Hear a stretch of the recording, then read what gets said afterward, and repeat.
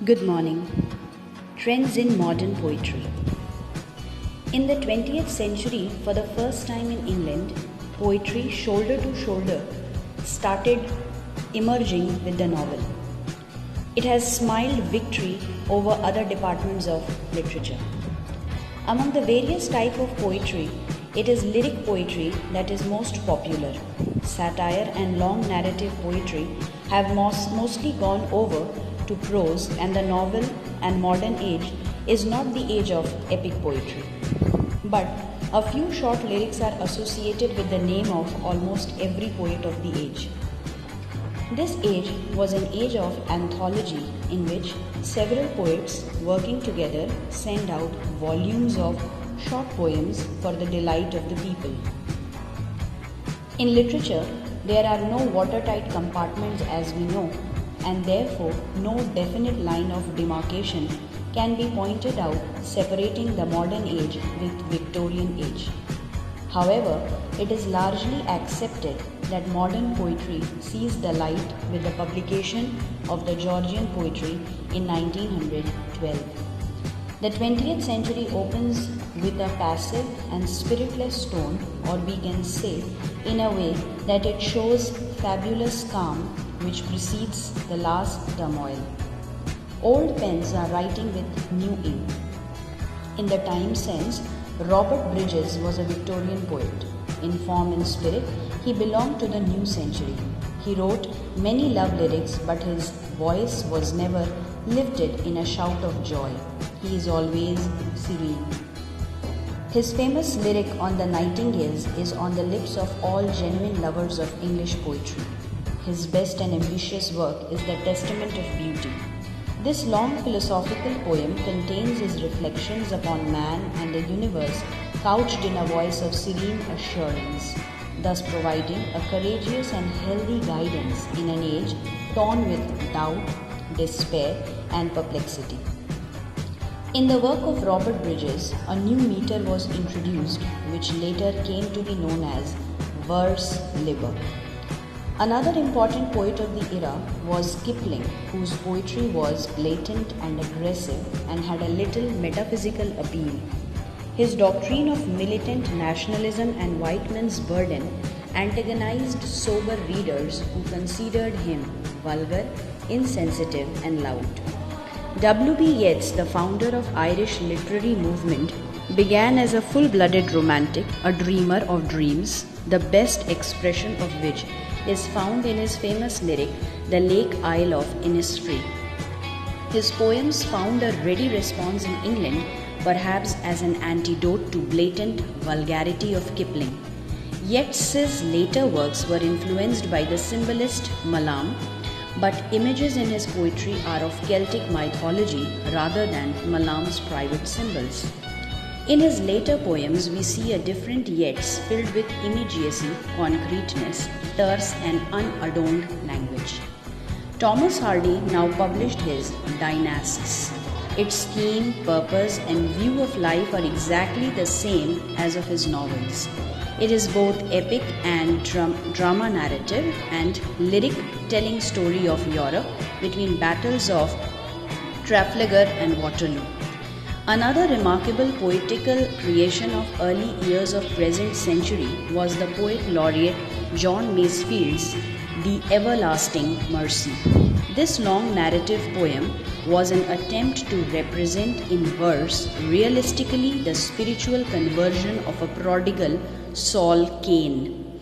It was an epitome of the new influences in society and the reaction towards bringing poetry close to the common man. Now came the war poets. The First World War disorganized the society and literature in several ways. These poets left behind them a considerable amount of poetry mirroring sentiments and reactions to the great catastrophe. Rupert Brooke is the most outstanding of these war poets who became a national hero, a symbol of patriotism and sacrifice owing to his early death in 1915. The Soldier is his most famous poem. According to his works, wars are not brutal and ghastly, they are heroic. Julian Grenfell, another war poet, in his famous poem Into Battle mirrors the attitude of calm and confidence in which even death does not appear the horror as it is. Sassoon and Wilfred Owen and other poets voiced the poignancy of life during the Holocaust of war. Gibson captured in his poetry that great evil of both war and peace, modern industrialization, its dullness, dreariness, and deadening specialization. He depicts a world of arduous manual labor in which machines have become masters of men. In sharp contrast to unlovely subjects of bloodshed and death, Flecker and Walter de la Mare present a breath of old world romance, the one escaping into the realms of oriental splendor and other seeking refuge in world of children's innocence. Walter de la Mare in his works recall Blake's mysticism, who could see divinity even in a grain of sand. Another set of poets who turned their back upon the drab and unsatisfying reality of their age, like Wordsworth, found solace in the bosom of nature. W.H. Davies was one among them. Leisure, in which he shows that he isn't so much anxious to read any philosophical or moral meaning in nature as to watch her beauty and enjoy her external charms. The poet didn't simply adopt verse liber but went a step further in evolving a new phraseology and vocabulary as well. To an average reader, their works seem to be poetic freaks rather than solid poetic achievement. Now came the imagists, who were equally unconventional.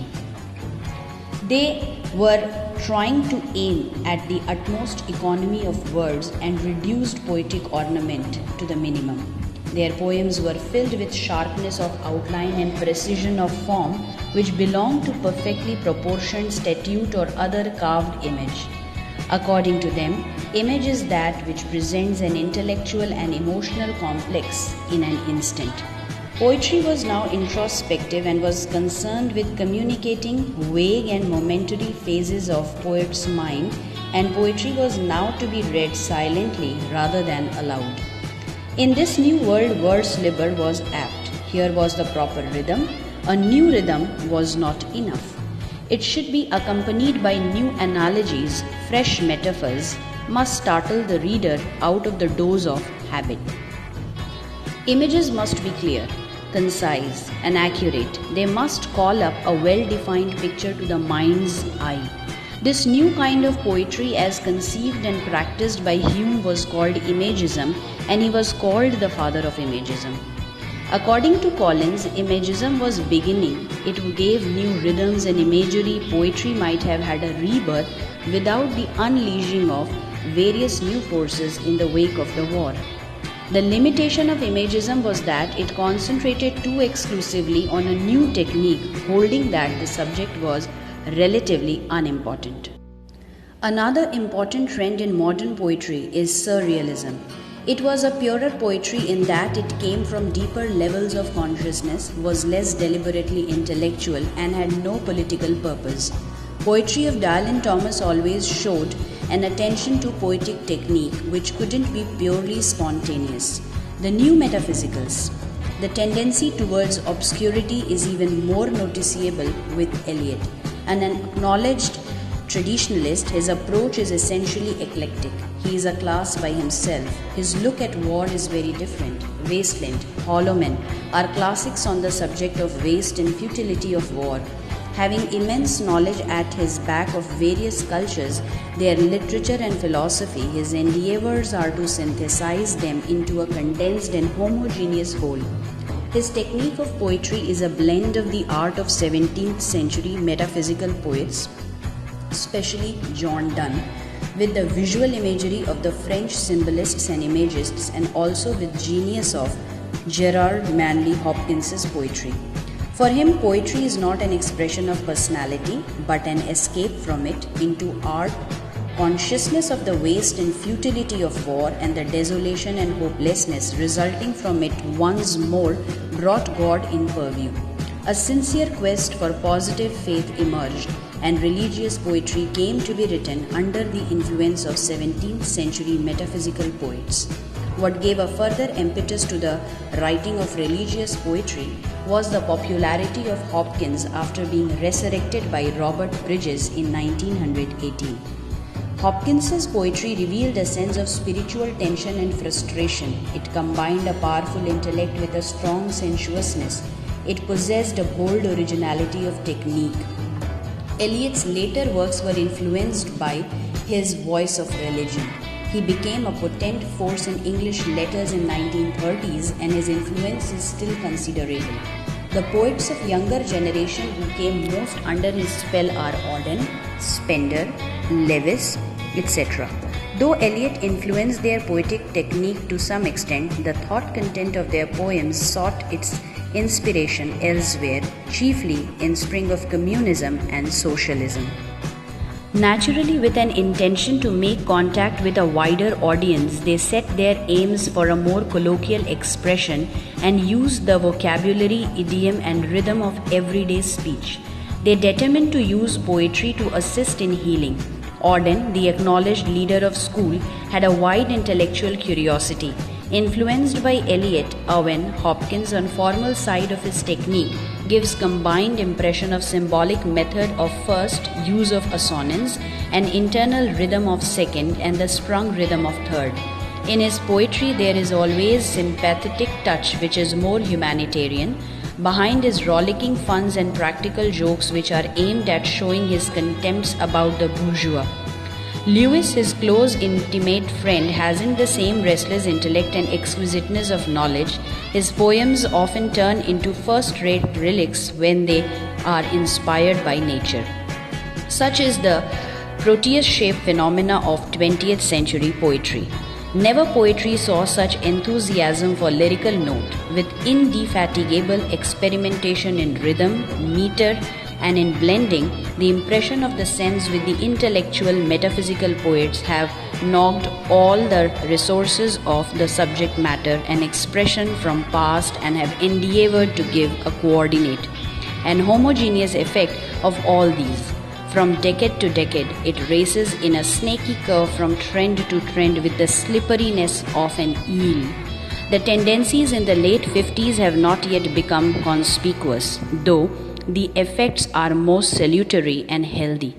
Arnold's prophecy has proved to be true, and the age has felt that really the future of poetry is immense. I hope this video on modern poetry, trends and tendencies proved to be of help.